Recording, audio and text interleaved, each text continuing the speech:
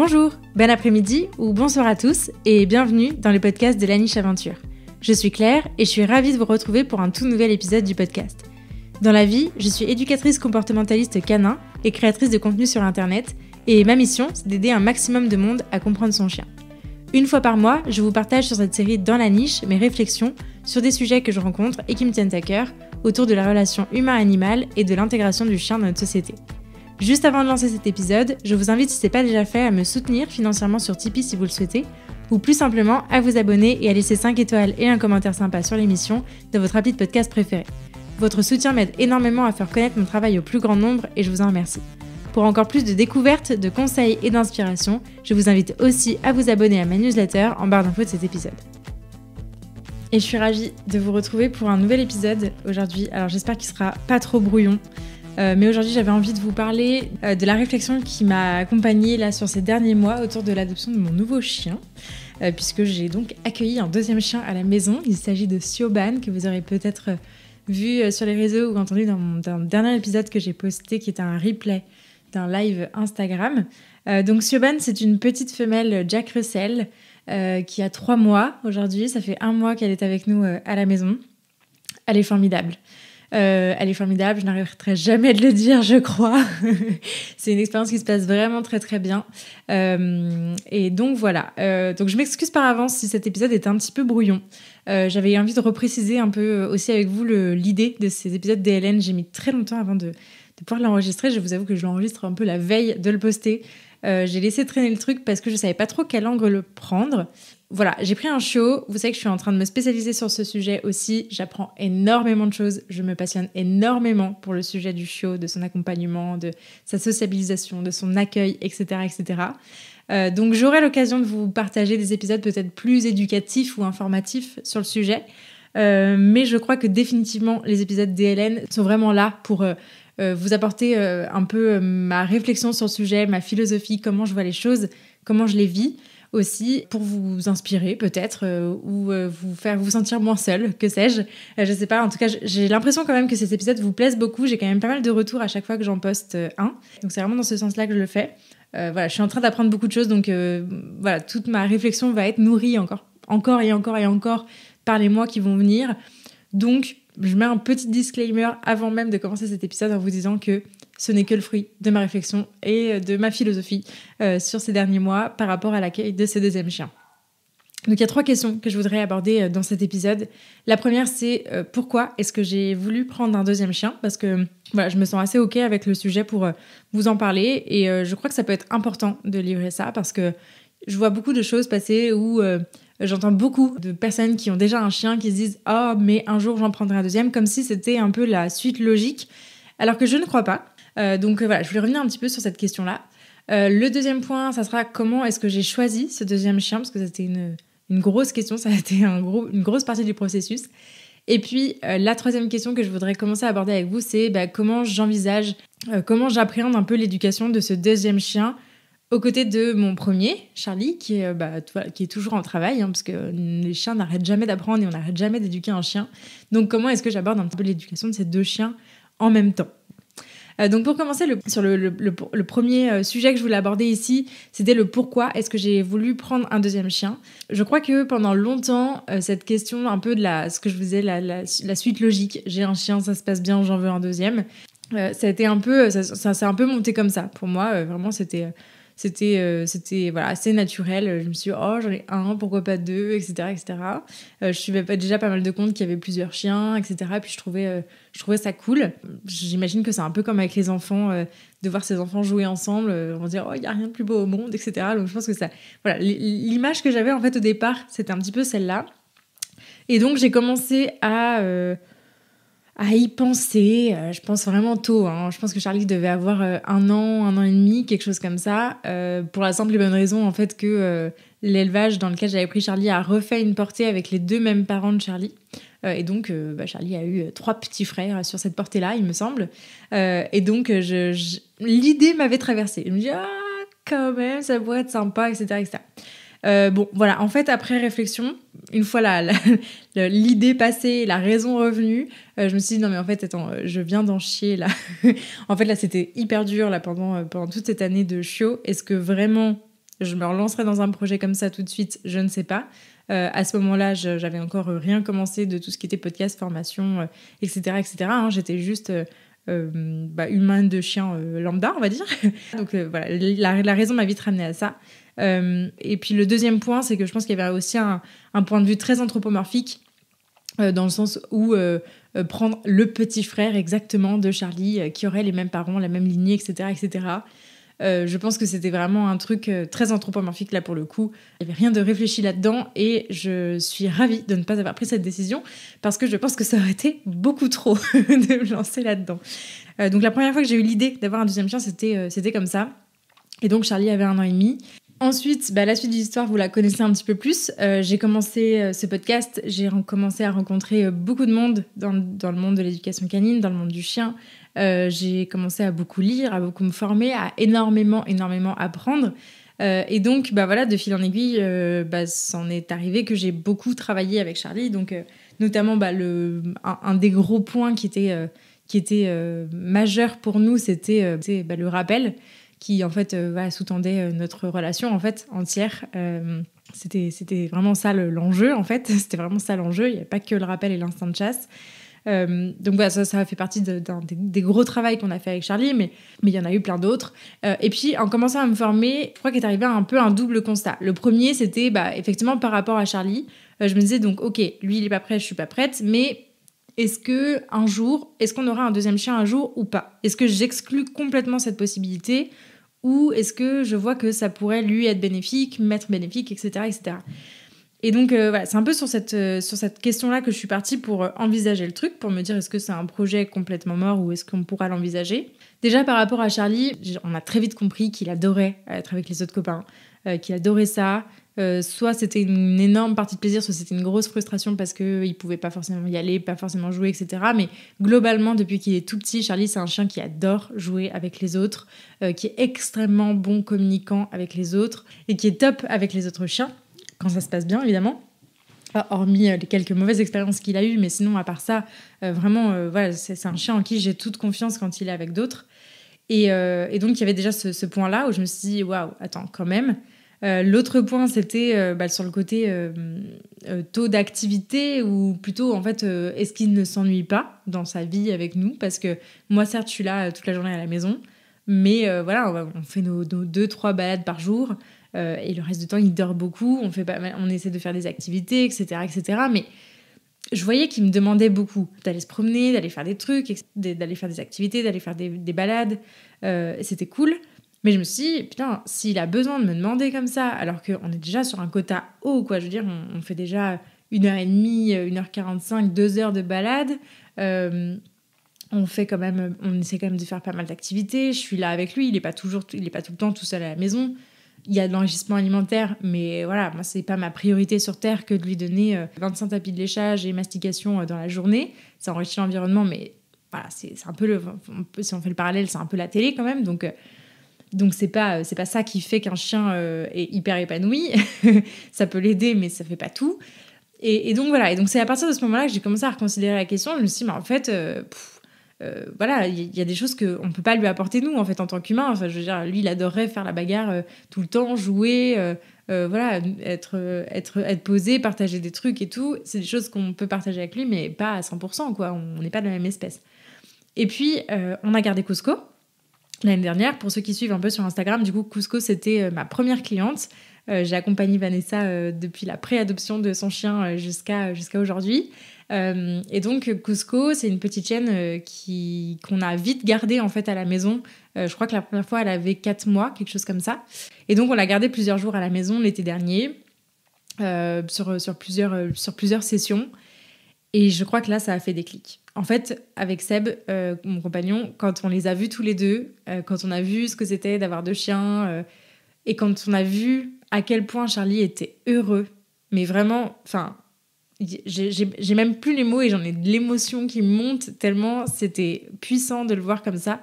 C'est qu'on a vu à quel point il était heureux d'être avec un autre chien, de pouvoir jouer, de pouvoir partager sa maison, et à quel point il était triste quand elle est partie. Je me suis dit, mais je crois que c'est ça en fait qui lui manque, c'est qu'il aimerait être avec un autre chien. Et donc ça, c'est arrivé la première fois qu'on l'a gardé, c'est arrivé la deuxième fois qu'on l'a gardé, et c'est arrivé toutes les autres fois. On l'a pas gardé 10 000 ans non plus, hein, mais je crois qu'on a dû la garder 4-5 fois en tout, et à chaque fois, vraiment, il était trop refait, quoi. De toute façon, depuis qu'il est petit, à chaque fois que des chiens d'amis viennent à la maison, que ce soit pour une après-midi, un dîner ou juste pour 5 minutes, Charlie, ça le refait, quoi. Il est trop content. Et du coup, c'est vrai que voilà, c'est ça un peu qui nous a décidé. Et puis, dans le même temps, moi, au fur et à mesure de ma formation, je commençais un peu à intégrer le fait que le chien, c'est une espèce sociale qui est quand même fait pour vivre avec d'autres chiens, ça fait partie d'un vrai besoin pour lui. En plus, il s'agit d'un beagle, chien de chasse, qui quand même a été sélectionné et fait depuis des générations et des générations pour vivre à plusieurs, en grands groupes, etc. Parce que les beagles, pour ceux qui visualisent pas du tout, en gros, c'est des chiens de chasse à court, donc c'est des chiens de chasseurs qui vivent généralement en chenil, mais les chasseurs, ils ont des grands groupes de 20, 30, 40 chiens avec lesquels ils partent chasser à court, donc eux à cheval et les chiens à terre qui chassent vraiment en groupe et qui vont aller pister des sangliers, des lièvres, etc. etc.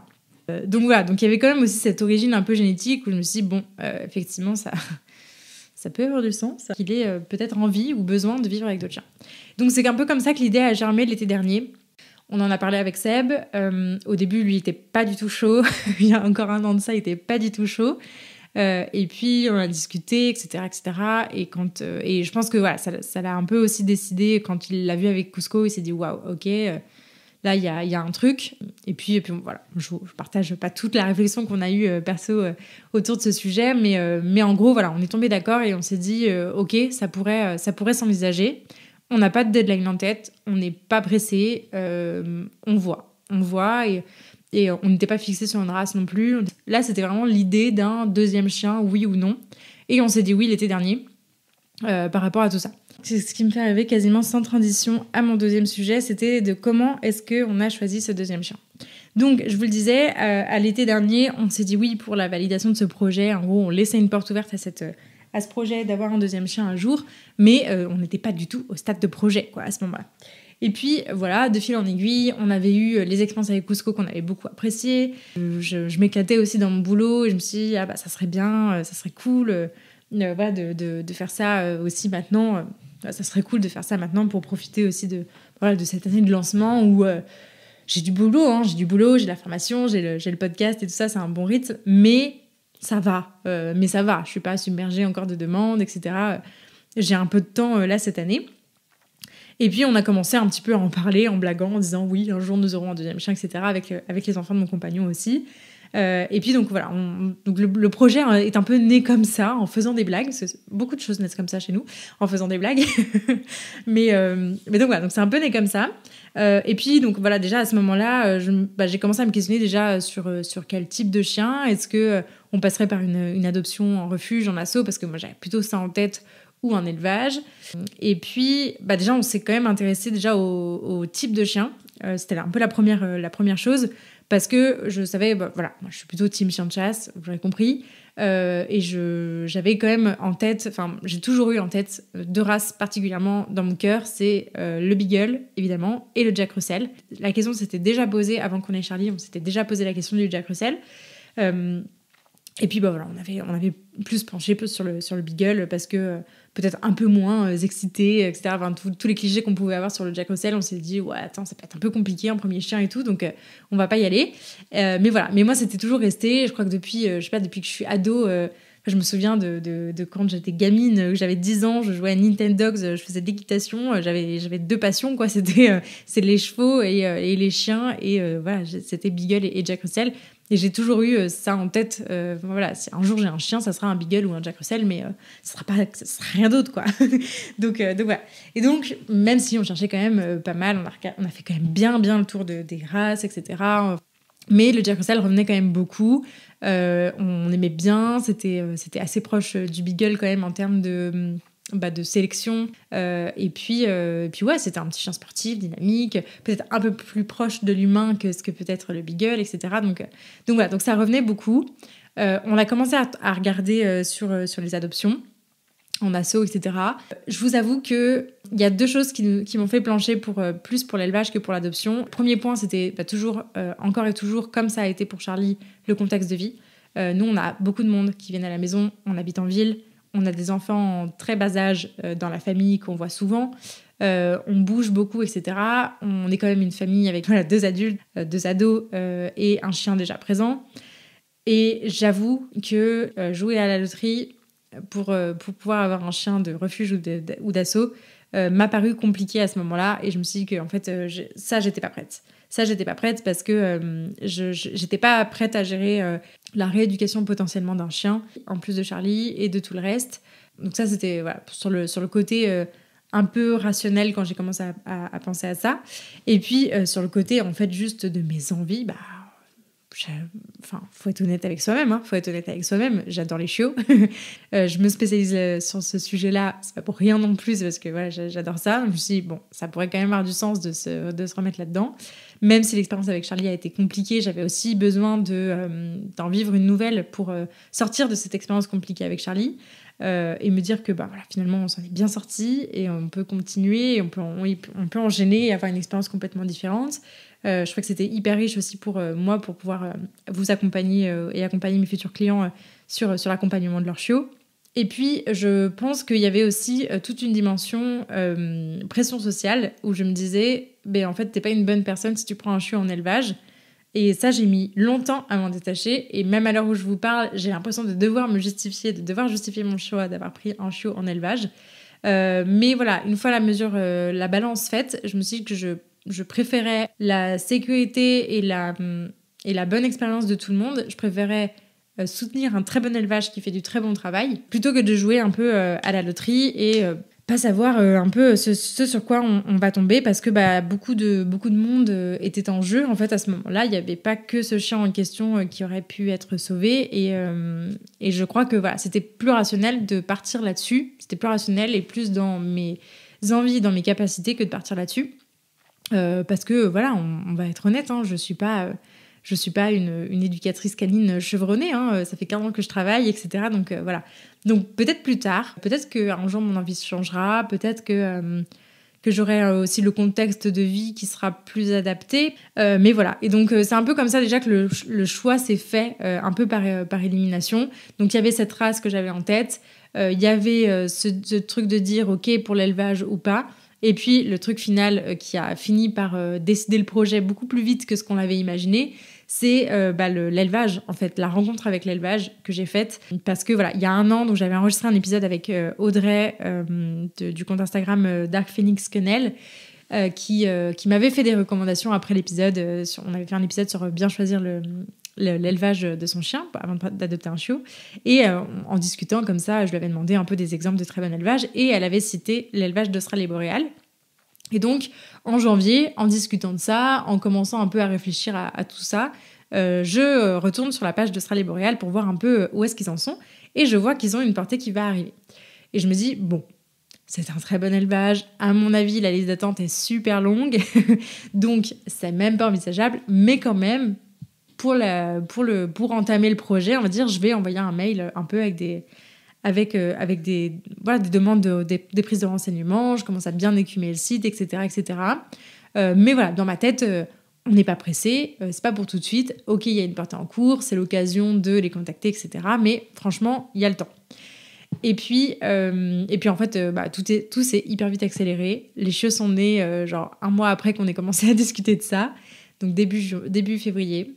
Et je sais pas, je crois qu'il y a eu un truc, j'ai senti le truc arriver, je me suis dit waouh, attends, je crois que là il y a un chiot pour nous là.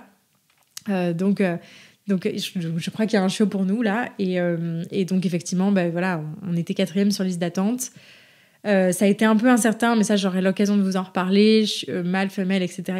Mais pour vous parler un peu plus de comment est-ce qu'on a choisi le 2e chien, ce que je trouvais hyper intéressant, c'est de dire que moi je me suis vraiment basée sur ce que je connaissais, et ce que je connaissais c'était Charlie. C'était mes limites, mes capacités, mes moyens aussi, mais c'était surtout Charlie. Ses préférences, son rythme de vie, son niveau d'énergie, son niveau de tolérance, son niveau de patience aussi, bon, qui est quand même assez élevé. Mais voilà, est-ce qu'il fait de la protection de ressources ou pas? Est-ce qu'il est à l'aise avec ses congénères, avec les mâles, avec les femelles, etc. Et en fait, tous les critères qu'on a pu établir pour avoir, entre guillemets, le chiot qui serait idéal dans notre situation, on s'est basé sur Charlie pour le faire. Et cet élevage nous a vraiment permis de faire ça. Parce qu'on n'a pas choisi les chiots dès qu'ils sont nés sur des critères de sexe et de couleur. On a vraiment choisi les chiots sur des critères de tempérament. Et ça, c'était hyper, hyper, hyper important. Je suis hyper reconnaissante de ce travail-là. Je vous avoue qu'en termes d'expérience, c'est pas évident à vivre parce qu'en fait, quasiment jusqu'au dernier moment, jusqu'à la dernière semaine, on ne sait pas si on va pouvoir avoir un chiot ou pas. On suit la portée, on les voit évoluer. Toutes les semaines, il y a des vidéos, des photos, etc. etc. Donc, on n'ose pas trop se projeter. Donc ça, c'était un peu l'aspect compliqué. Mais en vrai, ça en vaut mais clairement la chandelle. Parce que aujourd'hui, ça fait qu'un mois qu'ils vivent ensemble. Ok, on touche du bois, on reste mesuré dans ces propos. Mais vraiment, je crois qu'on a le match parfait. Enfin, c'est-à-dire que Siobhan et Charlie sont un match parfait. Siobhan est un chiot formidable, certes. Mais c'est quand même un profil assez particulier pour un Jack Russell. Et ça match mais extrêmement bien avec Charlie. Et je pense qu'on aurait pu complètement se planter, en fait. Déjà, si on avait pris la deuxième femelle de la portée, qui avait l'air géniale, qui avait l'air hyper drôle, qui avait l'air trop cool aussi, trop mimi. Mais on n'était pas du tout sur le même niveau d'énergie, le même niveau de réflexion. Enfin voilà, je sais pas trop comment le verbaliser. Mais en tout cas, sachez que on a pu choisir Siobhan sur des critères de tempérament et quasiment uniquement sur des critères de tempérament. On avait la question du sexe aussi qui s'est posée en se disant que voilà, ça serait peut-être plus équilibré d'avoir mâle et femelle, sachant que Charlie quand même s'entend mieux avec les femelles qu'avec les mâles. On va gérer la période des chaleurs avant la stérilisation de Siobhan et je vous en reparlerai. Mais voilà, ça c'était un détail. Au début, ça nous a fait peur, mais finalement, on s'est dit, ok, bon, c'est un détail, ça va se gérer, on va trouver des solutions. Mais le plus important, c'était surtout qu'il y a un match au niveau des tempéraments, au niveau des appétences, etc., etc. Donc, pour résumer, parce que là, je me suis un peu perdue dans beaucoup de choses. Mais pour résumer, comment est-ce qu'on a choisi le deuxième chien? Donc déjà, sur les critères de la race ou du type de chien, pour moi, c'était important d'avoir des chiens qui allaient matcher en termes de motivation. Donc typiquement, Jack Russell et Beagle, c'est deux races de chiens qui sont des chiens de chasse, qui sont sélectionnés aussi pour les mêmes types de chasse, parce que le Jack Russell peut faire de la chasse à court. Alors généralement, ils sont sur les chevaux, et puis ensuite, ils font la partie d'éterrage que font un peu moins les Beagles, normalement. Mais d'après ce que j'ai lu, voilà, c'est quand même ils peuvent contribuer à la même action de chasse et donc à la même motivation là-dessus. C'est quand même voilà, deux chiens qui ont un physique pas similaire parce qu'il y en a un qui est quand même plus petit que l'autre mais qui est quand même un peu foutu pareil, un peu voilà, musclé, sportif. C'est des chiens endurants qui savent ce qu'ils veulent, etc. Donc voilà, on est quand même sur deux types de chiens différents. L'un est un chien courant, l'autre est un chien de terrier. Mais globalement, il y a quand même beaucoup d'appétence et on le voit hein, quand ils sont ensemble. Ils ont à peu près le même rythme de balade, ils sentent les mêmes odeurs, ils vont creuser aussi. Enfin voilà, on voit déjà là, même si Siobhan n'a que 3 mois, on voit déjà que globalement, le but de leur vie est à peu près le même, quoi. Ils partagent ça. Donc c'est déjà un gros point. Donc déjà, il y a le choix de la race. Je trouve qu'il faut vraiment se caler sur le premier chien qu'on a pour bien choisir la race de son deuxième. Ça, c'est le premier point. Et le deuxième point, mon conseil, ça serait vraiment de se baser sur le tempérament de son premier chien. Et donc, nous, c'est vraiment comme ça qu'on a fait. Voilà. Charlie, c'est un chien qui a de l'énergie, mais qui aime aussi avoir ses moments de calme. Et j'avoue que quand on a commencé à envisager le Jack Russell, je me suis dit, mais attends, mais en fait, je vais pas lui mettre un petit pépitos là qui vient lui sauter aux oreilles toute la journée pour lui demander à jouer, alors que lui, il est peinard, tranquille dans son canapé, quoi. Donc voilà, ça c'était un gros critère. On voulait que ça soit un chien qui soit capable quand même de se poser, d'avoir des moments tranquillous, voilà, d'avoir des bons moments de balade, et puis ensuite des bons moments de jeu, des bons moments de balade, et puis des moments où tranquille, on fait la sieste, on est posé, tout va bien.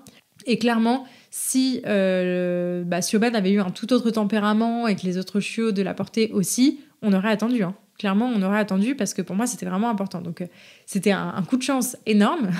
C'était peut-être écrit. Mais en tout cas, voilà.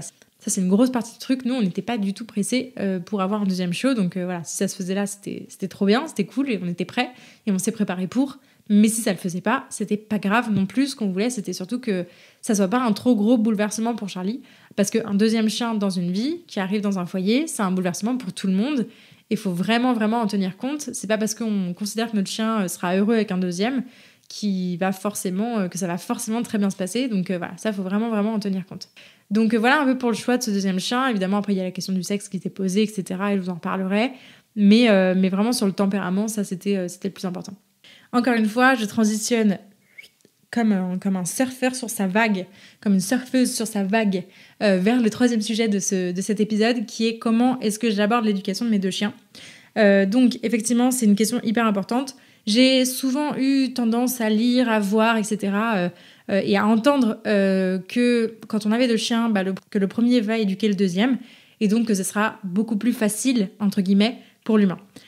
Je voulais revenir là-dessus parce que pour moi, c'est vraiment, vraiment à prendre avec des pincettes. Il y a des pour, il y a des contre, il y a des avantages et des inconvénients, et il y a quand même des points hyper, hyper, hyper importants. Je vous disais donc, les deux chiens, ils vont vivre ensemble, donc forcément, ils vont s'apporter des choses, c'est indéniable. Voilà, moi, Charlie et Siobhan, ils sont, 80% du temps ensemble, et puis le reste du temps, ils vont plutôt se reposer séparément, manger séparément, etc. etc. Je veille aussi à faire des balades solo avec l'un et l'autre, quand même assez régulièrement, pour qu'ils puissent avoir des moments où ils sont seuls avec, soit seuls avec moi, soit seuls avec le reste de la famille, soit seuls à la maison aussi, parce que c'est important. D'ailleurs, la part, c'est peut-être pas 80%, d'ailleurs, c'est peut-être un peu moins. Mais pour moi, en tout cas, c'est important que mes deux chiens restent avant tout des chiens uniques et individuels. Et c'est pas un groupe de chiens qui va faire tout le temps la même chose, à qui je vais proposer la même chose, qui va manger la même chose au même moment, au même endroit, etc. Enfin voilà, je considère pas que deux c'est comme un, je considère que deux c'est un et un. Et ça fait vraiment toute la différence, je crois. Donc c'est sûr que tous les moments qu'ils passent ensemble, soit à jouer, soit à se balader, etc., ils apprennent énormément l'un de l'autre, et Siobhan apprend énormément de Charlie. Donc voilà, je sais que typiquement Charlie c'est un très très bon communicant, il est hyper doux avec les autres chiens, mais notamment avec les chiots. Donc voilà, je sais que Siobhan, normalement, j'ai pas trop de soucis à me faire, elle sera bien codée, elle sera très bonne communicante elle aussi. Voilà, elle sait déjà extrêmement bien s'arrêter quand il faut, demander du jeu poliment, aborder les autres chiens très poliment, s'en détourner, repartir dans sa balade quand il faut, quand on croise des chiens par exemple, c'est juste ouf la manière dont elle se comporte, on dirait vraiment un chien adulte. Il y a du tempérament, il y a du travail qui a été fait à l'élevage, il y a du travail qu'on fait aussi nous, et puis il y a évidemment une grosse part de cohabitation avec Charlie et avec les autres chiens. Donc voilà, nous de ce côté-là, on est très très très très bien, et effectivement, c'est plein d'avantages qu'il soit deux, parce que je vois vraiment la différence. Quand Charlie est arrivé, lui, c'était plutôt un profil harceleur. Je veux être avec les autres chiens, mais je ne sais pas faire, quoi. Voilà. Et moi, je pensais que c'était du jeu, comme toute bonne personne qui vit ça. Donc voilà. Donc ça, c'est le point cool, c'est qu'effectivement, quand ils sont deux, au point de vue relation avec les congénères, normalement, ça se passe quand même plutôt bien. Après, pour moi, l'enjeu de la socialisation et l'enjeu d'avoir un deuxième chien, avoir un chiot à la maison, et pour moi, l'enjeu d'avoir un chiot à la maison, l'enjeu de la socialisation, l'enjeu de l'éducation qu'on doit lui apporter, c'est pas tant de lui apprendre des tours et des tours, lui apprendre plutôt des compétences de vie qui vont être hyper importantes. J'aurai l'occasion de vous en reparler. Mais voilà, et pour ces compétences de vie-là, alors que ce soit de pouvoir être calme, de pouvoir se poser, de pouvoir faire des choix, de pouvoir bien communiquer, demander des choses poliment, etc., etc. Pour moi, tout ça, le fait d'avoir un deuxième chien, ça peut aider, mais honnêtement, je vois pas énormément de mimétisme entre les deux. Ils ont deux façons de faire qui sont quand même assez différentes et propres à eux. Mais pour le coup, mon rôle est central là-dedans, en fait, dans le fait de leur apporter ça, je trouve. Parce que voilà, c'est vraiment des choses qu'on fait toutes les deux, quoi. Charlie est des fois même pas là quand on fait ce genre de choses-là. Et c'est important qu'il soit pas là aussi, parce que c'est important pour moi de connaître mon chien, en fait, toute seule, de connaître Siobhan toute seule, de développer une relation avec elle, et puis de voir comment elle agirait naturellement, de quoi on part, vers où on veut aller. Donc voilà, je sais pas si mes propos sont très clairs, mais en gros, pour moi, même si le mimétisme peut être important, la synchronisation comportementale, temporelle, etc., peut être hyper intéressante quand on a deux chiens, le fait qu'ils fassent la même chose peut être intéressante, parce que l'un apprend de l'autre et vice-versa. Mais je crois que c'est quand même important de garder l'individualité de chacun et la relation qui est singulière qu'on entretient avec chacun. J'ai évidemment pas la même relation avec Charlie que j'ai avec Siobhan. Il y en a pas une qui est mieux que l'autre. Il y en a une qui est plus développée que l'autre, évidemment, parce qu'il y en a une qui a 4 ans et l'autre qui a 1 mois. Donc forcément, ça, c'est un peu différent pour le moment. Donc voilà, donc c'est important pour moi de garder un rôle central dans l'éducation de Siobhan et de ne pas tout donner à Charlie. C'est important aussi que Charlie puisse avoir des bons moments de repos, de retrouver aussi sa vie de chien unique qu'il était et qu'il appréciait, si je crois. J'ai pas envie de lui imposer ça tout le temps, même si je pense que voilà, c'est cool, il est quand même plutôt content et je pense qu'il vit très très bien l'arrivée de Siobhan. Mais pour autant, voilà, ça reste notre chien, c'est pas le chien de Charlie. Et donc c'est important pour moi de garder une part très active dans sa socialisation, dans son éducation, dans le fait de lui transmettre des compétences et de pas compter que sur mon deuxième chien pour faire ça. Donc voilà, donc ça demande forcément un peu plus de temps, ça demande de penser les choses un petit peu autrement. J'aurai l'occasion de vous reparler là encore une fois de l'associat, mais je voulais simplement apporter ces points-là qui sont venus là un peu rapidement avec ce projet qui a abouti en quelques temps, en quelques semaines, en quelques mois. Donc voilà un peu ce que je voulais vous partager au travers de cet épisode. Encore une fois, il ne s'agit pas de conseils à prendre à la lettre, il s'agit juste de mon expérience et de ma réflexion par rapport à tout ça. Mais voilà. Sachez en revanche que si vous avez un chiot et que vous m'écoutez ou que vous vous apprêtez à avoir un chiot ou un nouveau chien, n'hésitez pas à faire appel à moi si le cœur vous en dit. Je serais ravie de pouvoir vous accompagner. Voilà un petit peu ce que je pouvais vous partager aujourd'hui par rapport à l'arrivée de Siobhan. Je suis très très contente qu'elle soit là. Vraiment, quand je les vois ensemble et quand je vois les progrès qu'ils font chaque jour, l'avancée qu'ils ont dans la construction de leur relation chaque jour et la construction de notre relation avec elle chaque jour, je me dis que c'est une des meilleures décisions de ma vie que j'ai pu prendre que d'avoir ce deuxième chien à la maison. Mais je voulais quand même apporter de la nuance à ça. Je voulais souligner le fait que ça ne devait pas être automatique parce qu'on a un chien et que ça se passe bien, on en veut un deuxième. Je pense qu'il y a beaucoup de questions à considérer avant de se lancer. Donc voilà, je suis hyper contente qu'on se soit lancé. J'ai trop hâte de voir voilà, où cette nouvelle aventure va nous mener avec elle. Mais en tout cas, pour l'instant, c'est génial et c'est que du kiff. Donc voilà. Merci beaucoup de vous avoir écouté jusqu'au bout. Prenez soin d'eux, prenez soin de vous. Et je vous dis à très vite pour de prochaines aventures.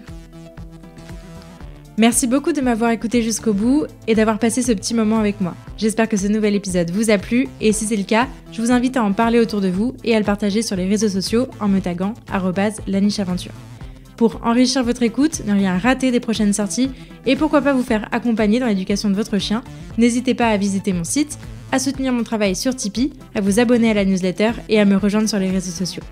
D'ici là, prenez soin d'eux, prenez soin de vous et je vous dis à la prochaine!